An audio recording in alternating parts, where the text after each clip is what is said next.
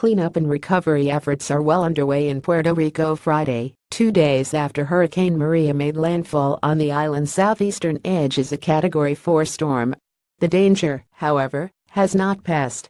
At around 2:30 p.m. Friday afternoon, a dam in the northwestern part of the island failed, leading the National Weather Service to declare a flash flood emergency.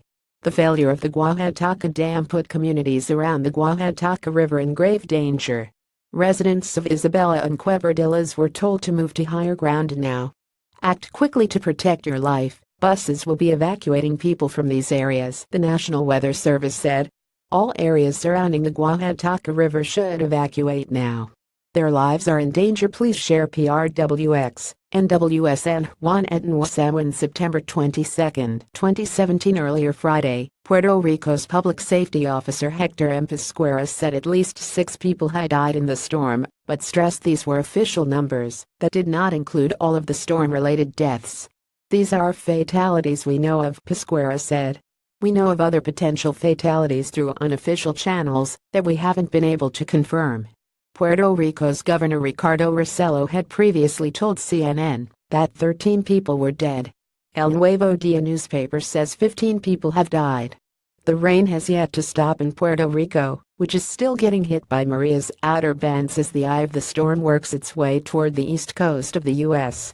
The British islands of Turks and Caicos bore the brunt of the storm of Friday. Rescuers have already saved 700 people from floodwaters, Rossello told CNN. That number will only climb as first responders make their way to the more remote areas of the island. That process is being complicated by the continued rain and a tangled web of damaged roads and bridges. The lack of communication is further hampering rescue efforts.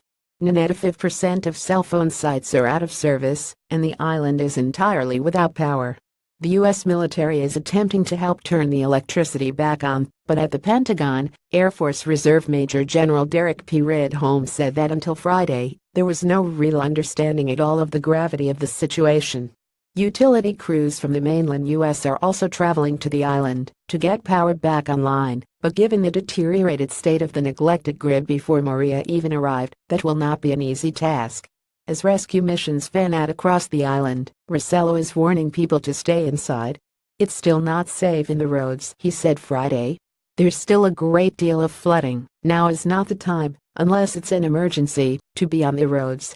A 6 a.m. to 6 p.m. curfew is in place until Sunday. Meanwhile, aid has begun to arrive in San Juan, the capital city. FEMA has sent generators, mattresses, food, and water. New York Governor Andrew Cuomo led a delegation to the island Friday and brought supplies with him. We are going to be bringing down a number of emergency supplies, Cuomo said before departing on the trip, which was made at the request of Rossello. We're bringing large-scale generators with us that can power necessary facilities, and 36,000 bottles of water, 10,000 meals that are ready to eat, 3,000 canned goods, 1,400 cots, 1,400 blankets, 1,400 pillows and 1,400 flashlights.